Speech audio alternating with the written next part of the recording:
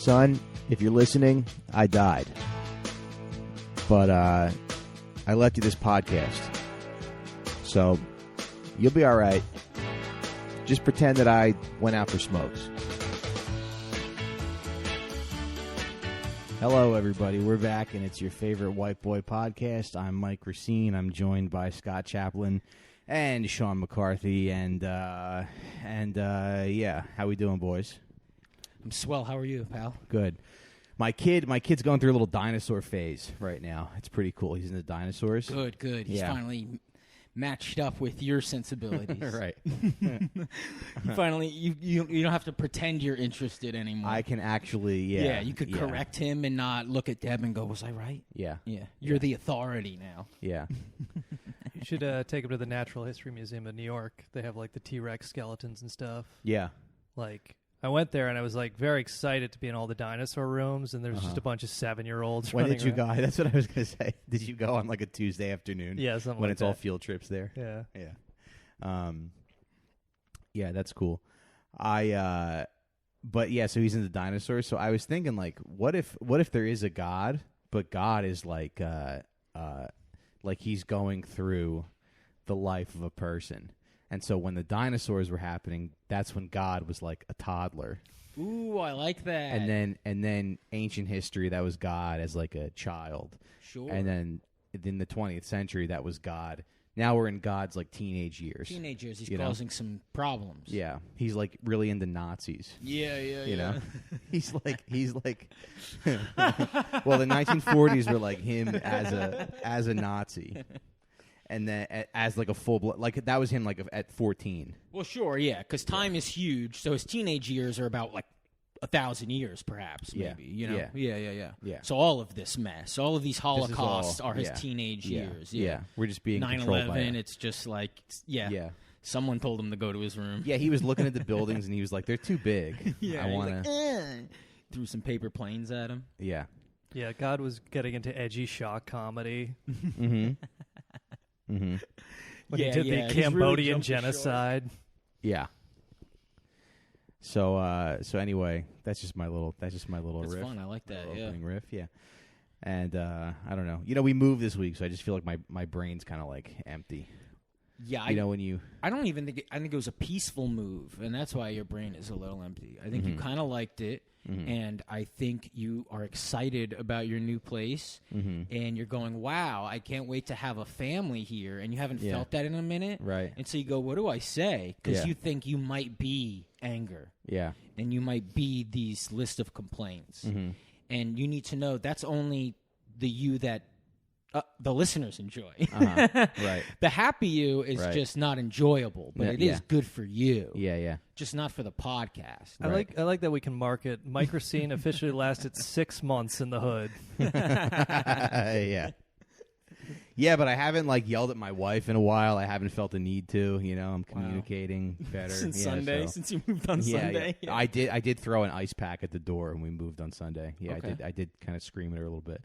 But anyway, that's neither here nor there. Move was relatively, smooth, and I can't complain. And I figured today we'd do an episode about something that I like a lot, and we're gonna talk about art a little bit. Yeah, buddy. We're gonna talk about our favorite paintings, our the art that's controversial, art that's whatever. It's the art episode. Yeah, on any level. I mean, okay, let's start with school art, right? This is a podcast for Ben. Yeah. Do you remember your first art teacher, or is there an art teacher that you go, whoa? Because my art teacher was very like Miss Frizzle. I feel like that's a lot of people's art teachers. Yeah. Your art teacher is the woman whose house is a wreck, if you ever went over there. Yeah. She's the woman whose lawn isn't cut if she lives in your town. Yeah. She is, her trees are a little more crooked than everybody else's. It's like Dr. Seuss planted them, not regular people. Yeah. My art teacher was Mrs. Opedasano. That's funny that a married art teacher. They're usually not married. Oh, that's interesting. Yeah. She was married. She had orange hair, wild orange hair. They're usually like, the canvas is my husband. She wore our class. The art. It's just a woman who's like dragging her pussy across a canvas. You're like, she saw her dog wipe her ass on the rug. She was inspired. Oh my god! My god! He You're calls like, to hi. me. I think I left my back. Holy shit! Dragging, Sweet mother of God! wiping her ass on the carpet that kids read in school. And then some Saudi prince pays $15 million for it for money laundering. Yeah. Oh yeah. Well, who was that prince? What did he pay? What was it? Well, they paid like $100 million. I mean, it happens a lot for like a But Van this one is Gogh or like whatever. it's like probably not real. It's like Mona Lisa's brother, right? You know about this? It's No. Like Mona Lisa's. It's Mona Lisa or like her cousin. And a Saudi prince bought it. We got to look into this. But anyway, I didn't know we were going to talk about that. It's a painting called Mona Lisa's Hotter Friend. She can introduce you to. Yeah, she actually shows her bobs. She actually winks at you if you look at it other ways. I call it Mona Lisa's Bob. Mona Lisa, but she actually responds to your DMs. Just imagine like going to the Louvre and like being, seeing Mona Lisa and being like totally uninterested. Like, yeah, could you show me your friend over there? Whoa. You're friends with that girl? Whoa. But yeah, I think, look, you guys could look it up. We vaguely say it. What we do is we interpret facts Yeah. and we display it as art. Right. And so we change the names and some of the facts and present you new facts. And so the king of Saudi Arabia, let's say, he owns the male Mona Lisa, and apparently it might not even be They just real. took the It's Mona like Lisa. on his yacht somewhere. They put it through like the gender swap app. Yeah, it's the most expensive piece of art in the world. It's just Mona Lisa holding a Bud Light.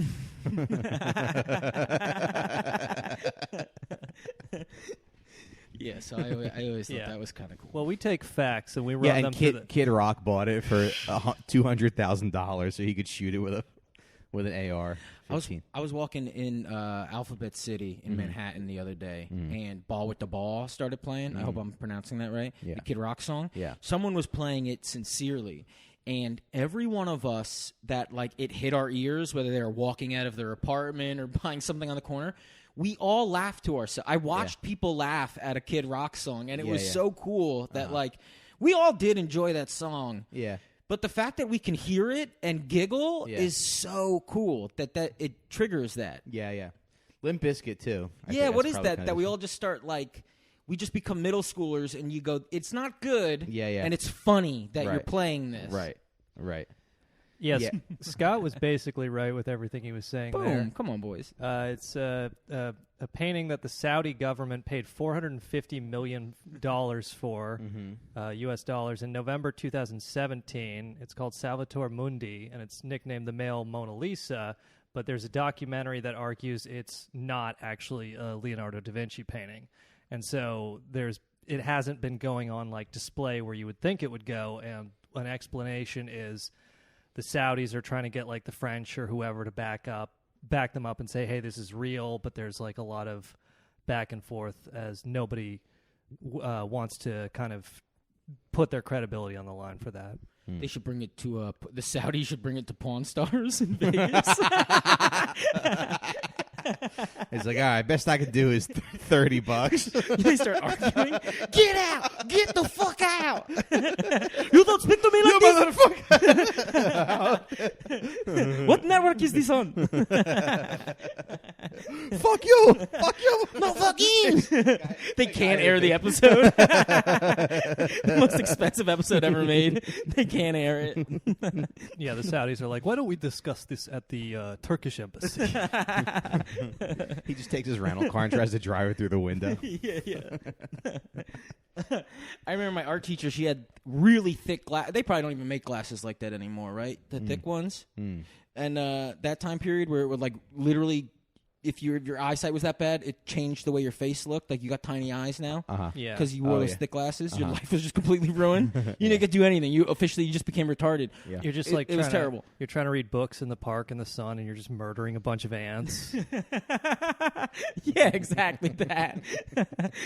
Well, she had that, and I always thought that was so. I thought it was like how who's deaf? Bates Art. Well, Bates Art. Bates Art. That's when they teamed up and joined forces. They started a band. But Beethoven was deaf, right? Beethoven was deaf. And to make music and be deaf, I always thought was really cool. Yeah. And I remember I always was like, "You're blind, but you like art. That's cool too." Yeah. And she's not blind. She just has shit glasses. Yeah, so I figure what we could do for this episode is everybody pick like, you know, a painting or two, and we'll all just kind of talk about it. And I guess the first one I want to talk about is this painting, the Arnolfini portrait. I don't know if you guys got a chance to look at it, but it was made in 1434 by the artist Jan van Eyck in Bruges. And if you're not driving right now, you should go Google image the painting. Yeah, this is a pull over on the side of the road episode. Yeah, we're going to be Googling some images today. Pull over on the side of the road, but it's very cool because it's like one of the most debated portraits or paintings that's ever been made. And it's cool. There's like a lot going on in here. Brother looks like Vladimir Putin. He's got a Toto. The guy looks like dog. Vladimir Putin. He's kind of weird looking. There's a dog. There's a lady. Yeah, she's pregnant. I watched a YouTube video. They said that she's not, but that was like a popular style of the way people painted. A garb. But of women being painted that way, but she was not pregnant. Yeah. Yeah. So if we have the video working, I got yeah. There you go. So that's just the other thing. No one copyright strikes solution. you for fucking painting. I know, it's cool. But just sort of a little historical context. So during the Middle Ages, a lot of people were kind of getting very wealthy. There was a new class of society emerging. There was a merchant class, and people were getting very wealthy. And one of the sort of like a status symbol was to get like a portrait done of your family. Yeah. So, and then this guy Jan van Eyck, the artist who did it, was like, I guess he worked for the king or something, because they're Italian and they moved to Bruges, which was like the center of trade. So they're kind of like trash, like new money. Yeah. Which is interesting. It's pronounced Bruges. Bruges. Yeah. Bruges? Oh, it's not Bruges? It's not Bruges? In Bruges, yeah. Oh. You never saw that movie? No, I thought it was in I always thought it was in Bruges. Two different places. Whatever. No, I thought it was fuck. Well, so I have a question about like her history of art, because I know it to a degree, which is like I know 2% of it, and then I made up the rest. So much of the art world and what we've seen of it is at the approval of leaders. And because of that, you saw a lot of artists change their art. And I always wondered if it was because, like, so a king would see an artist and go, "You're mine now, make art. I will pay you to make art. It is your job," because it was sort of like the leader's job to spread, to keep art flowing. Also, like wealthy families and yes, wealthy families. Yeah. And so you'd see it change, and you go, is it because because they stop trying to appease these people? Because if you're trying to, like, it's like trying to see it change where it's like trying to win Simon Cowell's approval, right? Yeah, if you're an artist and you're and now everybody's trying to get into American Idol, you need the king's approval. So is everyone starting to paint based on the ruling class's view of what is a good painting? And so a lot of times what you see is someone will get, start being paid by leaders, and their paintings will change. And you go, is that a leader asking them, or like with Picasso, where who paid him? Some government paid his ass to just be a painter. Hannah Gadsby. Yeah. And it gave him permission to be free because the government paid him. And it was now do whatever you want, and so it's allowed to change, and it doesn't follow the strict rules. But you saw other people conforming because of ruling classes. Right. So art is like really weird to look at. Yeah. Famous art from back in the day, because you go, yeah, whose call is this? Right. Yeah, like maybe Michelangelo wanted to paint like demons fucking each other on the roof of the chapel. Yeah. And he's like, no, heavenly angels touching like, fingertips. All right. Yeah, and he's like, what if it was cocks, though? And they're like, no. Yeah. What if God and Adam were bumping dicks? Yeah. What if the Medicis just paid like 3 guys to hang out and riff with their boys? Yeah. Oh, yeah, you never know. I heard Jeffrey Epstein liked to be around comedians. Yeah? He liked to, like, hang out with comics. Yeah. Whoa, name names. Chris Tucker, Chelsea Handler. Yeah. Chris Rock was invited to a dinner. His rep said he didn't show. I just can't go where they fucking the kids. He's fucking the kids. He is fucking the kids. I'm not saying I don't like Jeffrey Epstein, but he fucking kids. Everybody knows that guy who fucks the kid occasionally, and that guy who fucks the kid like it's his damn job. He can't stop fucking kids. Yeah, so this painting is cool because it's like this. It's this little frame, but there's so much sort of going on. Like they're not sure exactly who these people are. They think it's these 2 people, Giovanni and I forget the lady's name, Conchetta or something, Arnolfini. They think it's those 2 people. He's like a merchant. She's got a green dress. Green dresses were very expensive to make back in the day. You had to like dye wool very intensively. There's a mirror. I don't know who's in the mirror. Yeah, they're in the mirror, but something's in the mirror. And then they think the painting was painted a year after she died. So they think this is like a memorial painting, and she's dead because her hand is like facing the sky, which means that she went to heaven. Ooh, okay. Yeah. This is like a very good idea for an episode if we had any production values. Yeah. Like if we were doing like a YouTube thing and we could just show the picture on the screen or whatever. Rolling through. Yeah. It's also like, I should have read a little more. I just think this painting is well, cool. no, I do like a thing like that because you get to look at it and then you get to unscramble it. You know, you get to analyze it like word salad. You know, like a poem. Right. You go, oh, the dog. What did the dog do? The man is mad at the dog. Yeah. Because the woman, you know, and you just like you can find 100 stories in one picture based on whoever's looking at it, and what they're feeling. Mm-hmm. They have glass in their window, I think, which a lot of people didn't have back then. I don't know. Maybe there's not as much going on in this painting as I thought. And then she's got these little devil horns. What? Mike is slowly realizing things about the image as he's looking at it. Let's see. There's a chandelier. Anyway, I don't know. Go on YouTube and watch. The other piece of art that I have is more. I got more details on that one, but there's a little dog. Let's see what else is happening here. Yeah, that's about it. They were just like a they're like a wealthy like new money kind of trash family that got their photo taken. Yeah, it's after she died. It's like the current day would be like you go to the Jersey Shore and you wear like Western outfits and take a photo. Yeah. Right. That's modern art. Right. So I like this. This was Mike's idea, though. I like that you're a more cultured man than people would expect, Mike. I guess I just like. Well, when I was a kid, I got kind of obsessed with like drawing and painting, and I didn't think I'd be good at it, so I never like pursued it. I was like too scared to. Yeah, because they fucking lie to you about what art is, and they have to because we live in a world where you have to have jobs and shit. Yeah. And so they have to tell you, like, no, that's bad. This is good art. That's bad art. Right. But the truth is like, you need the freedom, like anything, like comedy, right, to make bad art in order to find actually great art. Mm-hmm. Picasso is a person you need to do 60 bad episodes of a podcast before you get to, like, a good one. Before you hit, a 10-episode streak. Yeah. Right. Right. But, what the hell was I saying? Good art, bad art. Doing bad art in order to do good art. Oh, yeah, I don't know. It is one. Well, I was watching another video about The Scream by Edward Munch, the famous, and it's like that dude, like, he painted on cardboard because he couldn't afford canvas. I didn't know that. I didn't know so that. The Scream is painted on like unfinished cardboard. Really? Yeah.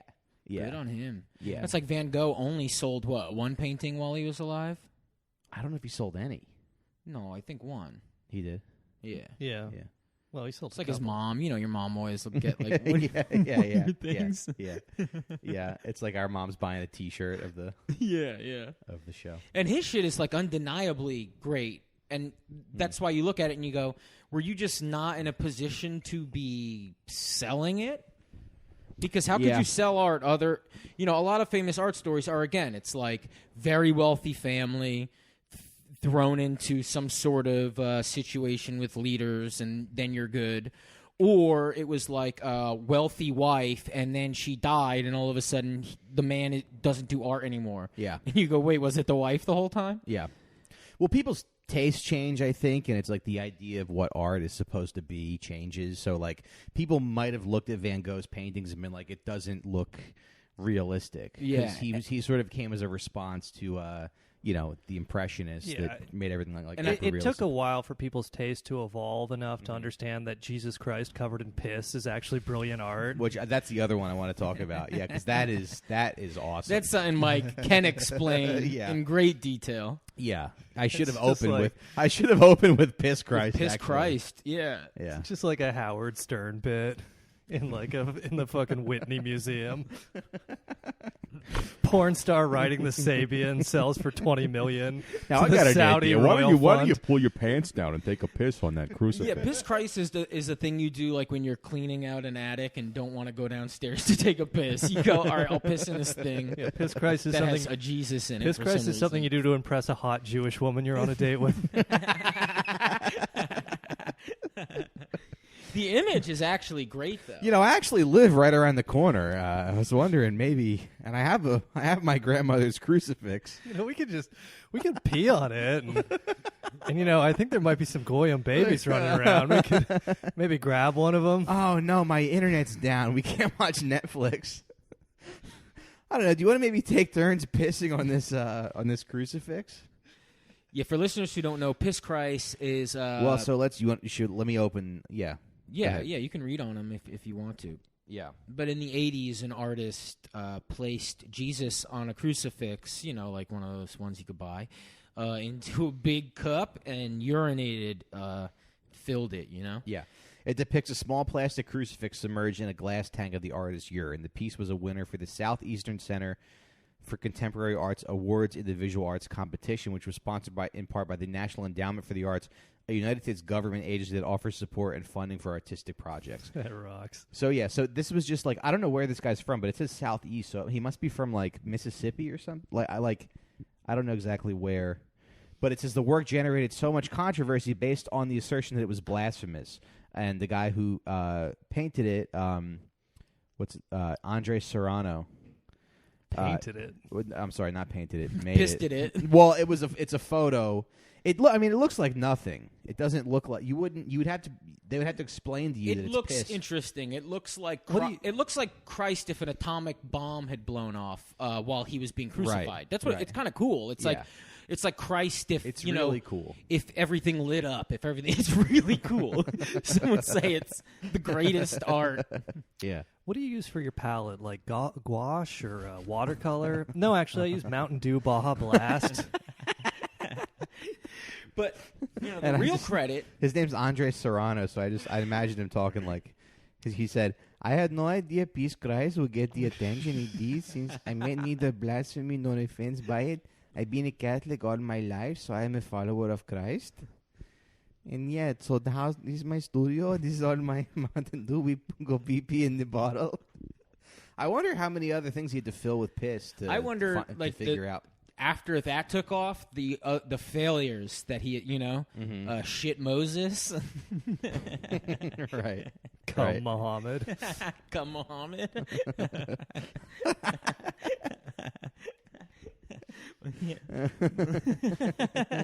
That's good. That's good shit. Yeah. But the thing about Piss Jesus, again. Well, nobody would ever make Come Muhammad because they'd be dead. Come Muhammad, come Muhammad, you're my prophet.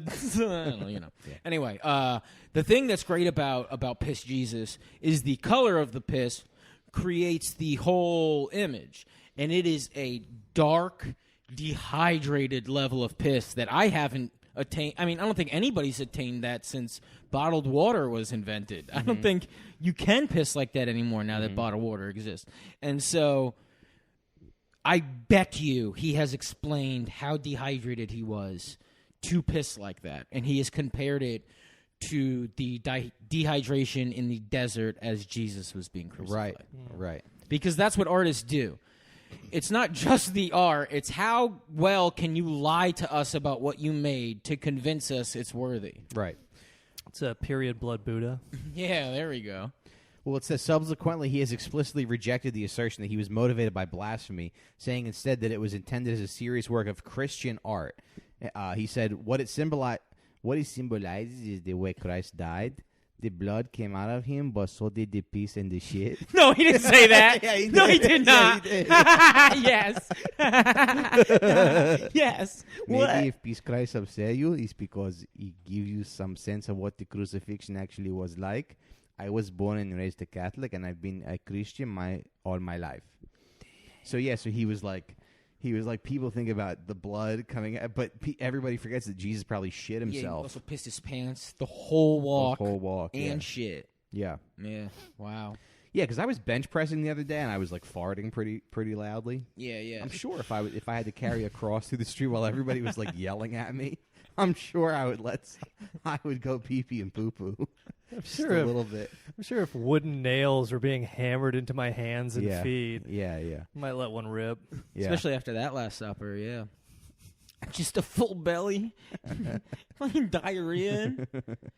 Oh no, that's how you do it though. I like that. That's good. There's always a way to explain. You just do something shocking, and then you figure out a post facto justification. Yeah, you it's bend like, it. It's like if you say something racist in comedy, you say, no, I'm satirizing ignorant attitudes. It's all how you racism. bend whatever note came out of your instrument. It's like people say that Hendrix would play a lot of notes wrong, but then he would bend the note into sounding like something very cool. Right. And if you make piss Jesus, because that's all the art that can come out of your brain, bend that motherfucker and make some called profit. Working with what you have. Yeah. But it says the art critic Lucy R. Lippard has presented a constructive case for the formal value of Serrano's Piss Christ, which she characterizes as mysterious and beautiful. She writes the work is a darkly beautiful photographic image. The small wood and plastic crucifix becomes virtually monumental as it floats, photographically enlarged, in a deep rosy glow that is both ominous and glorious. Lippard suggests that the formal values of the image can be regarded separately from other meanings. So people I guess like purely on aesthetics, people look at this thing and they go like, that's beautiful. It is kind of like, it does make you feel something. You know? Yeah, I liked it. I liked the image, and if I didn't know it was piss. If you didn't know it was piss, yeah. Again, I would have still been interested. The piss is the thing that brings you out of it for a second, because we are so used to things like piss being just to shock. Yeah. You know? Yeah. No one ever uses piss like subtly. Yeah. So when we act shocked and he's like, what? It's like, it's piss, sir. Right. You know? Right. But I do like the subtlety, the subtle use of piss. That's a tightrope that no one's ever been able to walk besides this guy, apparently. Yeah. It makes you feel like you have to go to the bathroom. Makes you feel like you've been holding it in too long. Do you know, like, there's certain comics that you, like, really respect? Like, if you saw them, you'd be like, oh, I really like your work. Like, if it was, like, a Gary Goldman or somebody like that. But you think artists are the same way, where they're like, oh, God, I love the way you just spray your diarrhea on that picture of the Virgin Mary. And I would hope porn stars are the same way, too. Yeah. Yeah, maybe. It's the way she sells the taking of the dick. That is the artistry. Mm-hmm. Yeah, every male photographer is like a rapist. Like Terry Richardson. Oh, that's that dude with the glasses. Yeah. Miley Cyrus like, and whatnot. Yeah. How did you not peg him as a rapist right away? Looking at those spectacles. Yeah. Well, because photography is another art that is really cool. We'll do a photography episode. Okay. We'll talk about our favorite pictures. I mean, it's gonna be that guy diving off the one tower. What's that one called? That's a crazy image. Well, on 9/11? Yeah, dude. The guy that's just like missile dropping. Oh. Falling Man? You know, I was thinking the other day, there's a a picture of a famous picture of a vulture waiting for a child to die, like a starving African child. But it's like, who was taking the photo? Like, did he have snacks on him or something? Like, why didn't he? What happened there? He won. Isn't that weird? Whoa. What is this? Yeah. There's a National Geographic, I guess it's National Geographic. He didn't stop it from happening? It's a famous photo of like a child, like an African child. Yeah. Kind of like hunched over, and there's a vulture like watching it. Like the vulture's waiting for the kid to starve to death. And then hopefully the photographer shoot the vulture away. Yeah. Hopefully. The guy who took that and picture gave him some of the peanuts in his He's like, no, let's wait this out. He might just try to fuck him. He might just try to hump it like dogs do. Right. The guy who took that humping a kid. A bird. Yeah. The guy who took that picture killed himself. Yeah, right? he killed himself. Yeah. Wait, really? Yeah. Okay, so there we go. Yeah. So that's justice. Wow. Why though? Do you know why? He was haunted by what he saw. Yeah. I mean, like he does. He gave an interview. He said like he doesn't know what happened to the kid, but he didn't just leave him there. He didn't. No. It was a female child. Yeah. Yeah. Well, did you hear about this? And I didn't. It's the one video I was like, I'm not going to watch, and I watch all the terrible videos. But I guess it happened yesterday, or in Paris. A guy started stabbing kids and women at a park. Yeah. And there was men there, right? And a lot of people on Twitter are talking about how all the men ran away, blah, blah, blah. And so I have not watched the video, but a lot of people are posting an image. Oh, wow, that's a frightening photo. Mike just showed me the picture of the National Geographic kid. And I did see an image, though, of one of the people, because people are running away as these women and kids are being stabbed. And one of the men since it's at a jungle gym, he's on top of the slide, and he slides down the slide to run away. Yeah. It's a grown man who slides down a slide to run away. Did anyone from die stabbing. though in that? No, I don't think so. Yeah. But that to me, like that image is art. It'd be funny if you got like Picture with the guy in the background sliding down a slide, an adult man sliding down a slide, running from kids being killed by a terrorist is the greatest modern art image I could ever think of. Mm-hmm. A man sliding down a slide to run away from a terrorist. I know. It's like, do I watch the video? That's a poem. What is that? That's what is that, baby shoes? No one, who wants them? Give me $50. That's that. Man sliding, like what? Yeah. Holy shit. It's such commentary on what we've become and what we've let happen to everything, I'm sure, I'm sure Andrew Tate will run with it and ruin everything. But going down the slide while the kids are getting stabbed. Yeah. We all the way home. We all the way home. Yeah. Imagine being caught in the viral terrorist video, and you're just on the merry-go-round, like, yay! You're like a 29-year-old man. Some lady's like, I'm here with Jean-Michel, the man who slid down the slide as children were being stabbed. So, what was going through your head? I mean, that guy must have been like disabled or something, right? He does it like again. I didn't see it, but the fact that he does it to get away. We've all stood at a slide and then had to use it to get away, but only when we're playing tag. Yeah. So we know that feeling of standing right at the slide and jumping down it as quickly as we can to avoid being tagged. I think that guy Michael Longfellow has a joke about that. He said, I worked as a lifeguard, and a guy had a heart attack and died at the top of a water slide. No. We were all debating. We were all debating, like, what to do. Just and let they were go too down it. Yeah. There used to be a comic, and I'm sorry I don't know his name. I think he quit anyway, but God bless him, he had a joke. Do you remember this comic? He had a joke about asking this girl in high school. Wait, sorry, but what happens after that guy goes down the slide? Kids are being stabbed, women And are crying, does he also run being away? stabbed. Apparently, all the men run away. Nobody tries to stop this the guy. Yeah. That's in the bizarre. video, at least. That's bizarre. Well, yeah, there's a guy on his bike that just continues riding away, Yeah. I'm sure several thousand people on Twitter have said they would have done things differently if they were there. Yeah.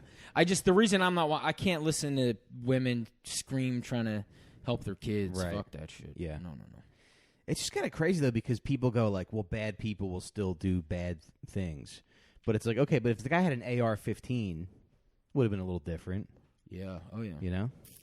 I don't know. He was also he's a Syrian, it's a liberal thought, Syrian Christian refugee. So I saw everyone on Twitter was like, "Whoa, we can't be politically correct about the Muslims now." When it, Yeah.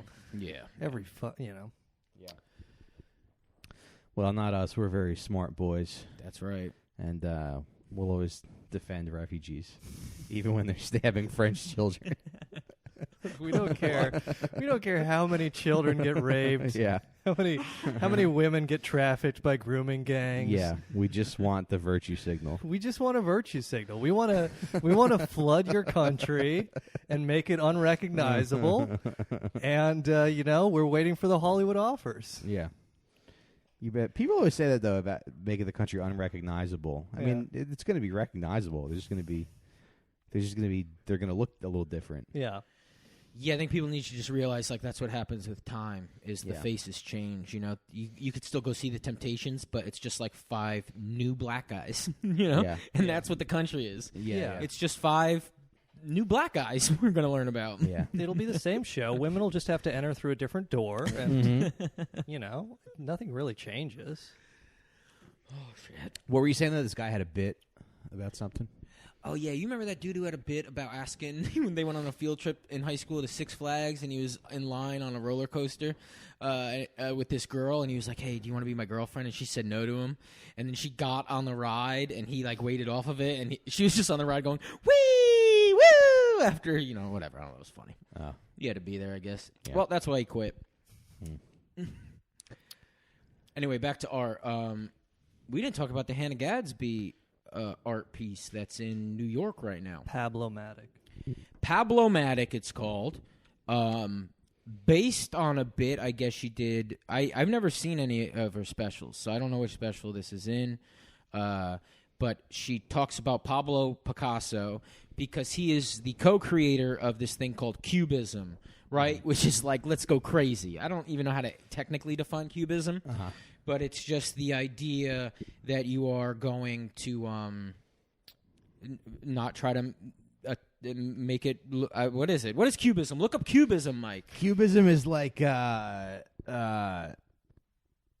it's where the things are. It's where everything's boom cubes, right? No, that's not what. No, everything's Cubism is. geometric. It's like this. It's like this kind of.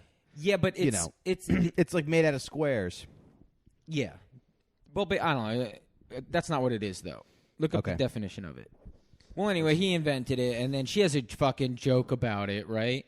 She's talking shit, and she's just where the idea is now there's all these new perspectives. An early 20th century style and movement in art, especially painting, in which perspective with a single viewpoint was abandoned, and use was made of simple geometric shapes, interlocking planes, and later collage.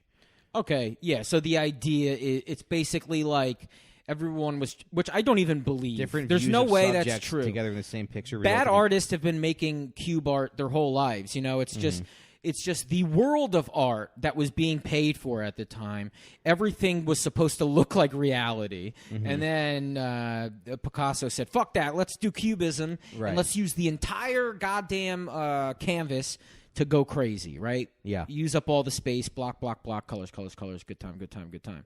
And then Hannah Gadsby was like, well, that's all fine and dandy, but are any a woman's perspective? Uh-huh. And that's the joke in her special. Right. Yeah, they act there like is women, no joke, if you've women noticed. Didn't have access to paint. Come on. But she literally, she doesn't even tell a joke. She just acknowledges it, and then it's just fuck Picasso.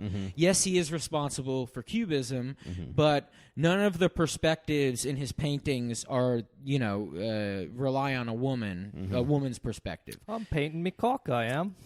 And then she goes on a rant about Hillary Clinton. The truth is Picasso was a sexist, right? Right. He was a womanizer, violent with women.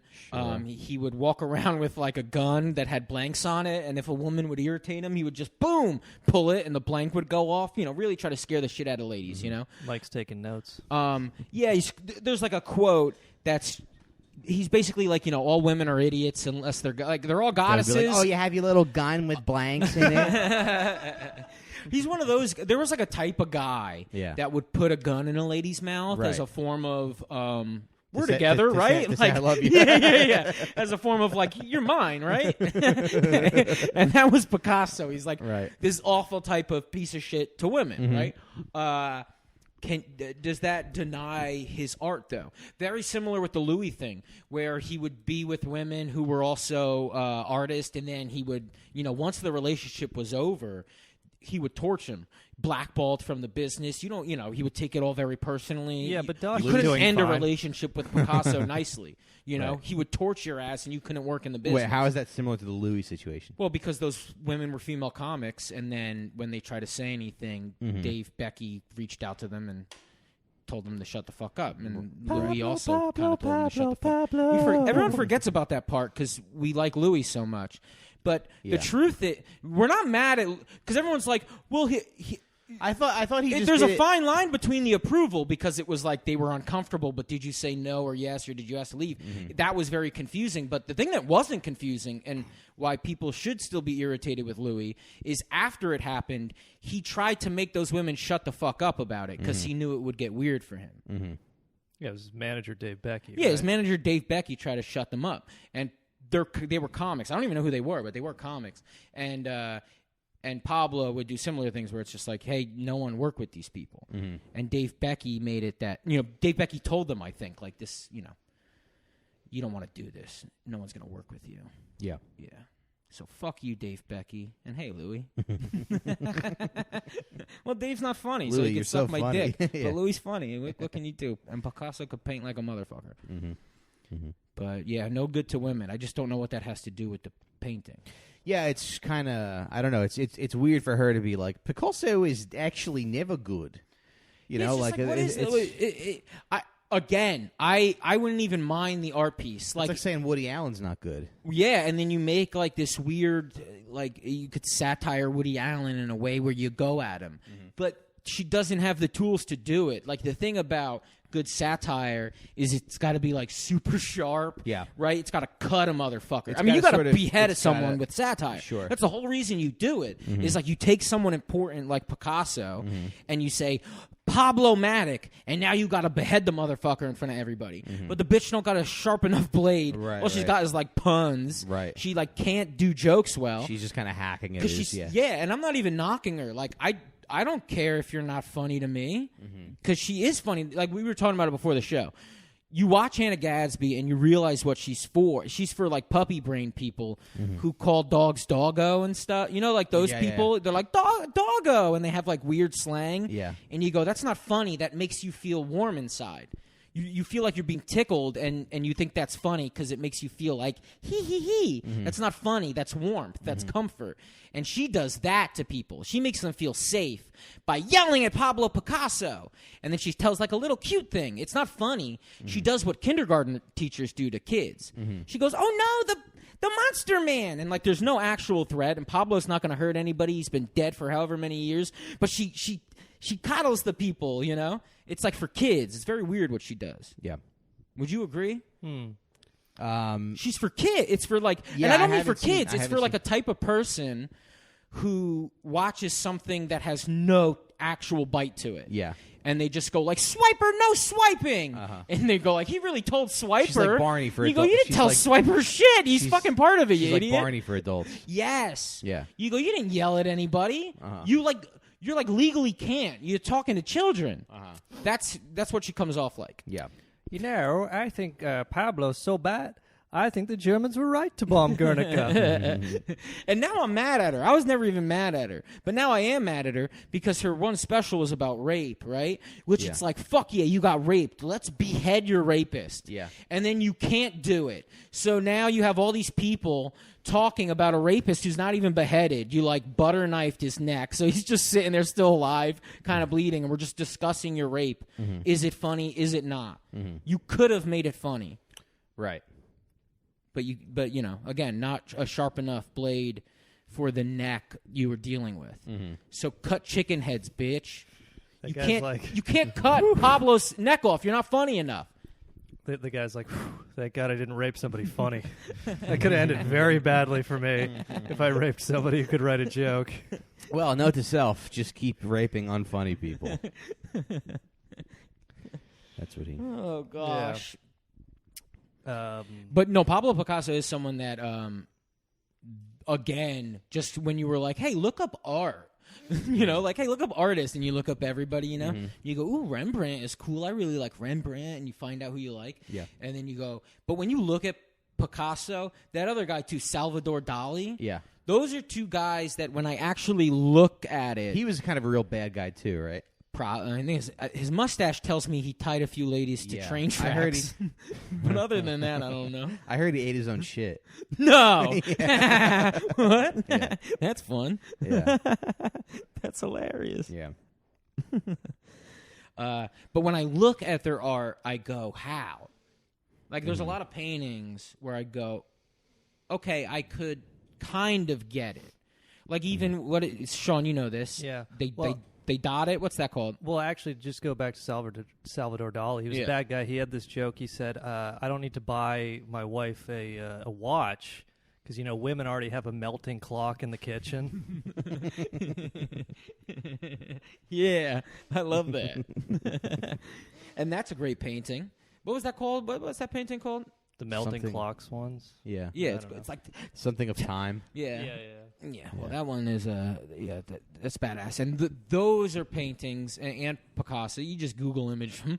Yeah. But where you go, I don't even know what you used to accomplish it. Right. Like, I don't know what type of paint you made happen. Well, that's why it's like art should be taught with some kind of historical context, and like you should kind of have an idea of like what was going on at the time, you know, and what you think it's too powerful, and that's why they suppress it. Like, music is actually the dumbest art form, and that's why they give it to us, and we all like it, and everybody could like music. Right. And art is like, if we actually all got into it, we'd be like, yo, we got to stop all this shit. Pull the troops from Ukraine. Maybe. Like, if an artist painted something that made us go, hold on. Well, podcasting's the lowest art form.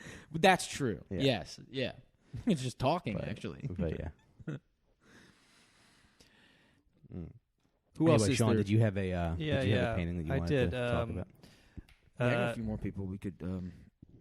Yeah, there's this artist from the Weimar German period named George Grosz, and he has this painting called this drawing, I should say, a black and white drawing called Life Makes You Happy. And I'll just hold it up here so the camera can maybe see it. But I don't know. I really like... there is something now, you know, people always compare this kind of time in America to Weimar Germany, you know, Germany before the Nazis. And sorry, what time was this? This is the 1920s in Germany, like after World War I.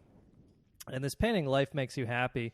So we got some really bad stuff coming, is what people think. Right. I mean, it's just like, George Grosz made a bunch of, he was in World War I, he was traumatized by it. He became like a pacifist and a socialist and all that. And so he made a bunch of paintings about sort of the decadence of war, of World War I, about the Weimar period. And Life Makes You Happy, it's just kind of a drawing where you see this sort of dejected man probably on his way either home or to from work. And then you see a World War I veteran, you know, with coins out or with a plate for like begging for change, who's, you know, a triple amputee. I like it because it's not the best drawing I've ever seen. Like it's good. It's good. I like it because it's black and white, so you can color it in if you want to. Right. And then you see... That's what happens when you lend Scott your books. Yo, imagine. Just colored it all in. It's kind of cool. Yeah. You also see a prostitute, but you can't see her face, and Camille Paglia points out that this represents that she's faceless to the men who have sex with her. She's all of our mothers. Right. But that was like a big thing. And, you know, after World War I in Germany during the hyperinflation, so many women had to prostitute themselves. So many veterans had to beg and all that. And and literally a reflection of our time, huh? Right. Because it's like the dejected guy. Those women just didn't have the internet. The dejected guy is me on my way to work every day. To show their pussy. And the World War I veterans is like the 20 different crackheads and heroin addicts I get to see every day. I have to take the subway in New York. Yeah, this is peak buying harmonica years. This is like guys hopping on trains trying to go elsewhere, right? Yeah. The prostitute's the OnlyFans woman, and then the fat capitalist is the Are You Garbage podcast host who makes $20,000 a second while I'm slaving away. Hey, you think the harmonica was And then invented? I'm in this window trying to figure out Adobe Premiere and just throwing a glass across the room. But yeah, no, and George Grosz is an interesting guy. He had to flee Germany like right before Hitler came to power. There's a story that the Nazis in the 1920s came to his studio and they were going to kick his ass, but he was dressed in like a workman's clothes, so he just kind of passed himself off as like a worker there, and they didn't recognize him. But he came to apparently like his most famous painting is in Long Island. I actually really want to go to the museum. I haven't been yet, but. Yeah, it's called Eclipse of the Sun, and it's about, World War I profiteers, and it became famous during the Vietnam War. Like, protesters would go out to Long Island to, like, have anti-war rallies at the museum, near the painting. But apparently, I guess, like, he was broke when he went to America, so he had to give some guy the painting in exchange for, like, a car repair bill or something. And it's worth more than $15 million or however much now. That painting you just showed us? No. Eclipse of the Sun is a different one. Oh, okay. Life Makes You Happy is like not as famous, but Eclipse of the Sun is his most famous painting. Uh-huh. And he's another one of like Hitler in Hell that he did in 1944. It's pretty. All his stuff is good. I really like it. I really like that Weimar period. I think there are parallels to our current time, just with obviously not exactly. Yeah. We're not as like traumatized by war. Not as many people kind of experienced war, but you do still see homeless veterans all over the place, addicts all over the place, mm-hmm. Desperate people, prostitution, and then these kind of capitalists at the top living it up with their sort of fake moralism. Like another part of the painting is you see this fat capitalist, eating his dinner, but he has a crucifix on the wall, mm-hmm. and Christ is kind of askew, and it shows, how divorced people's morals are from their actual behavior, which people aren't as religious today, but you certainly see with all this kind of social justice rhetoric and these kind of everybody just wants to display themselves as a good person online, right. But nobody actually cares about. I mean, I guess they do care about changing things, but they don't. If the world actually works out for you, you don't really want to disrupt that so much. Right. Yeah, it's almost like you have to show that you're into social justice. Yeah. Yeah. Not me. I want the Little Mermaid to be fucking white. How dare you do that, Disney? And that's how you know that I'm the real deal, folks. Because I'll say it right here on my podcast. The Little Mermaid should be white. But, George Grosz, he died in 1959. He fell down the stairs drunk. Nice. Damn, that's all of them. Big drinker. Yeah. A lot of these dudes are like penniless too. Yeah. Well, that's what's kind of cool about it. It's like you just, you think of if you do something creative, you think in terms of like people being successful and people being good and gaining success from being good. But it's just kind of like you look at some of these artists and the way they lived, and it's like, I don't know, they just kind of did their thing, and then maybe they sold. Maybe they, once they did a lot of stuff, and then it was years after finally pissing in the jar with the crucifix. Yeah, I'm a millionaire now. Which, because I think Piss Christ, it sold for like 133,000 euro, which that's pretty cool. Oh yeah, it's hilarious. Yeah, that any of us could make that sort of money by doing that. Yeah. Yeah, that's how much a Saudi royal pays to piss on an Instagram model. I have this friend online. He's like a Zoomer guy named Jack Lamb. He's very funny. But he had this quote. It was like, he just doesn't enjoy or go to museums. And he says, no painting has ever brought anyone as much joy as a cartoon has. That's true. It's just like watching Family Guy or something. On some level, yeah. It's probably brought more joy to millions. I guess over the course of all human history. I don't know if it's true, but maybe the last 100 years. Yeah. Yeah, maybe paintings are bullshit. Yeah, maybe they suck unless they're moving quickly. Do you have a painting that you flip like? them? You ever do the books and you flip it quick? Yeah, those are fun. Yeah, I mean, they're there's like $6. What? The little flip books. Yeah, sure. Yeah. Unless you really go for it, you could charge anybody anything you want. Mm-hmm. That's the cool thing about art. Mm-hmm. Yeah, man. So anyway, I do like Rembrandt. I think again another artist that you look at, you question the colors, but with Rembrandt, the images are very real. Yeah, no, I don't know. You can't. I can't explain what a Rembrandt painting looks like. You go, oh no, it just looks like people, and it's a little dark, but it's not. It's like, you actually have to look at it close to actually give a shit. But there's one called The Anatomy Lesson of Dr. Hope I'm saying this right. Nicolas Tulp. Mm-hmm. Is that what it is? No, Probably. that's not what it is. But anyway. Yeah, it probably is. But it is very badass looking. There's also, The Anatomy Lesson of Dr. Nicolas Tulp. And it's just these very dark, strange, depressing images of morbid situations that if you look at the colors of them, they are more surprisingly vibrant than you would assume because the paintings are very dark. And I always find that really cool that if you zoom in because all we do is look at art on phones. But if you were in a museum and you looked at the faces, they're brighter than the moon at night. Mm-hmm. And yet you would look at the image as a whole and you'd go, how goddamn depressing. Mm-hmm. I like things like that. Nice. Yeah, Scott found Rembrandt when he finally looked up what Dutch masters on his rolling papers means. Yeah, I also like Rembrandt. Yeah, it sounds like all the famous companies, Colgate and Rembrandt. Yeah. Yeah, and Campbell's. It was a nice painting. Yeah. You guys fuck with Andy Warhol at all? I like Warhol. Yeah, Warhol is necessary. Yeah. I just think it kind of sucks that nothing happened really after him that is as big. Like, what artists are as popular as Warhol after Warhol outside of the art community? I like that woman who shot him, Valerie Solanas.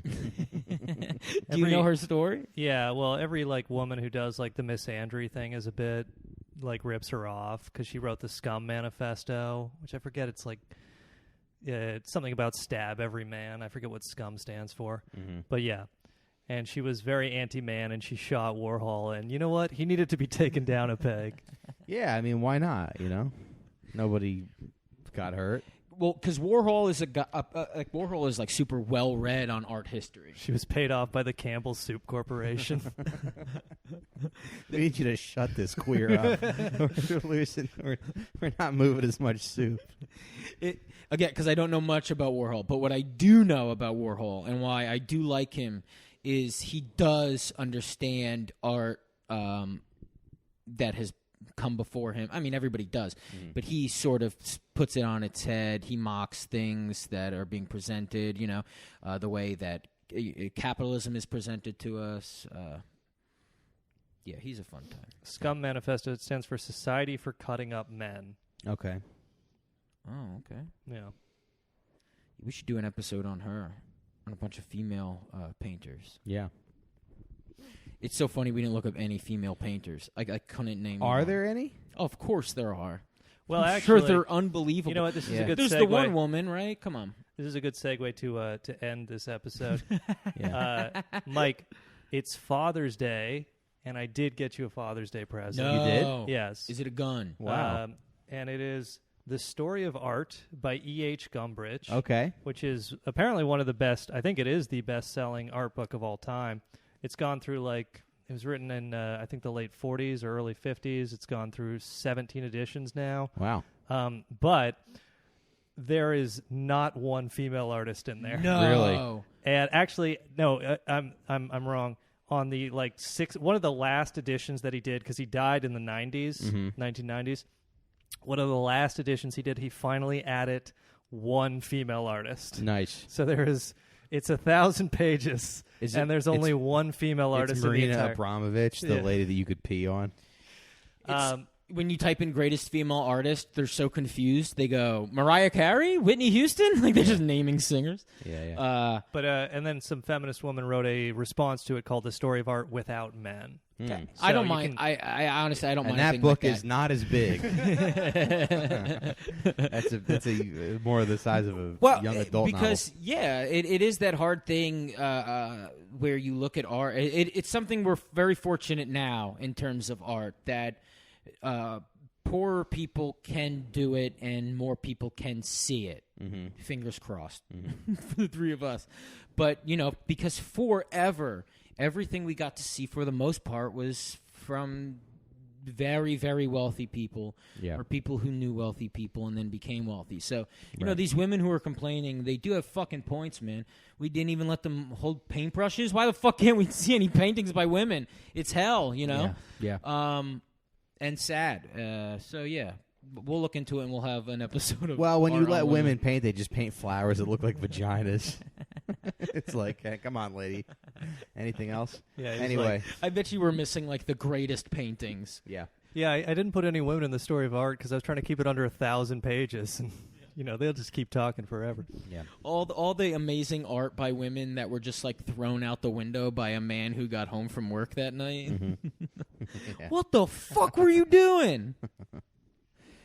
All right. Well, that's the show. Hey, join us over on Patreon, huh? Patreon.com/outforsmokes, and we will see you guys either over there or... Yeah, I might talk about Mark Lombardi on the Patreon. It's another artist I like. Let's go for it. Nice. All right. We'll see you over there. Bye-bye.